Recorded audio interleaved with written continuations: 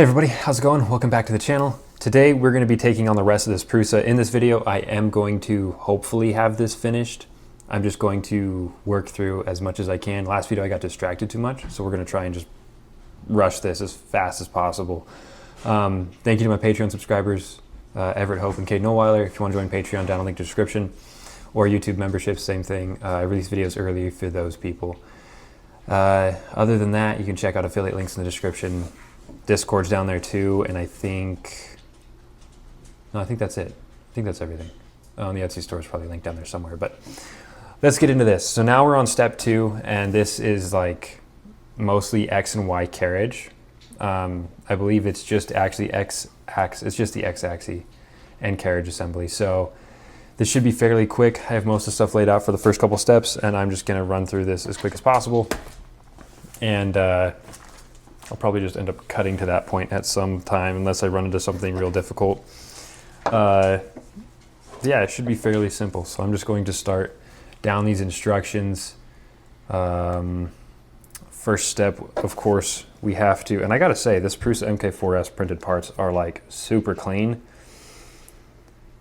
which makes me hopeful because I know that all the parts for this machine were printed on other MK4Ss or other MK4s, so that's pretty cool. I'm hoping that that stays true, and I will enjoy comparing this to the X1 or P1Ss that I have. And next video you guys see should be a comparison between the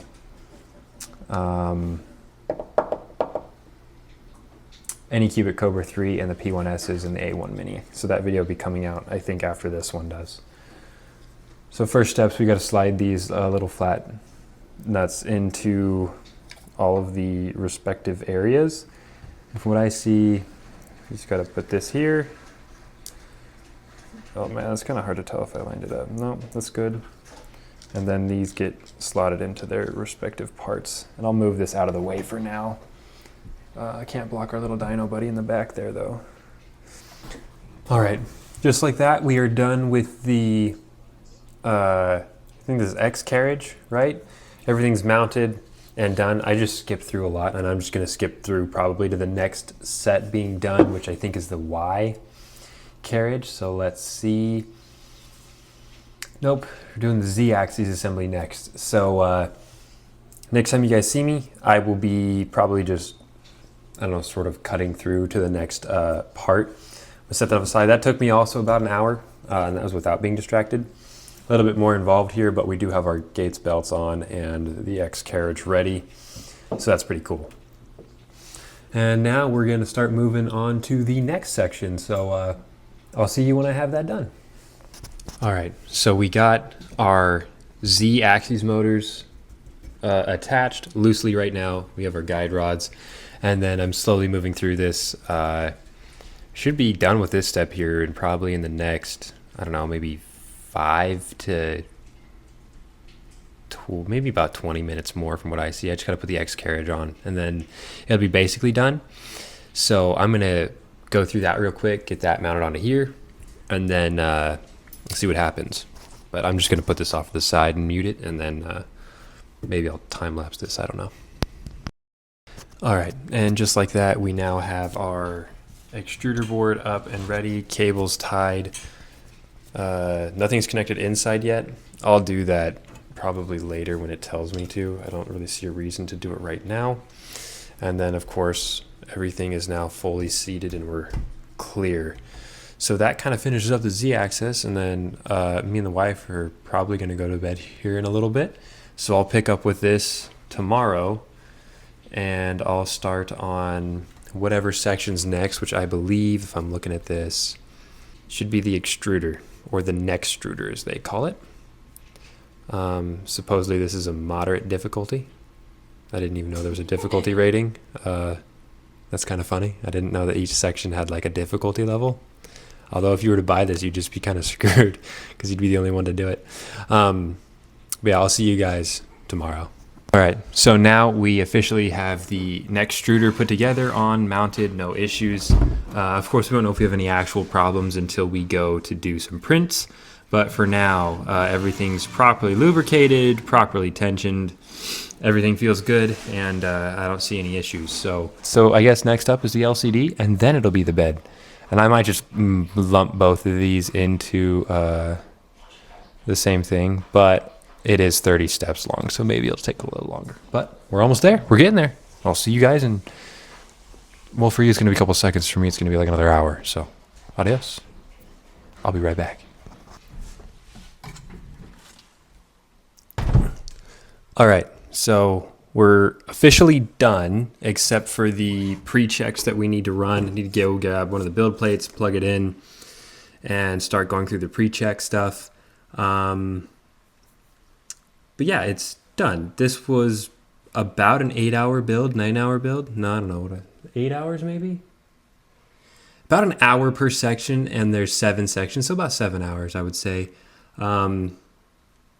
But I'm ready to go. I think we're going to do some test prints, and then I'll kind of wrap up this video. This has been like 4 days. So the Voron's about 3 times this size, and it's going to take about 3 times as long. But I'm looking forward to doing some tests on this and comparing it to the P1Ss and A1 Minis and even the Anycubic Cobra. But of course, we still have to do the MMU3. So I'll be back once I have this plugged in and running, and I'll probably walk you guys through the pre-flight checks in case I see anything, or if I don't see anything, then I will just cut right to finished prints. But I'll be back once again. All right, so we connected it to our network just in case there was any firmware updates, but the Prusa research stick already had it on there. I'm going to let it go through its self-tests. It's doing everything pre-check, pre-flight right now. It's even going to heat up the bed and do some leveling and checks, all that fun stuff. And I'll let you know how that goes. This is a moment of truth right here.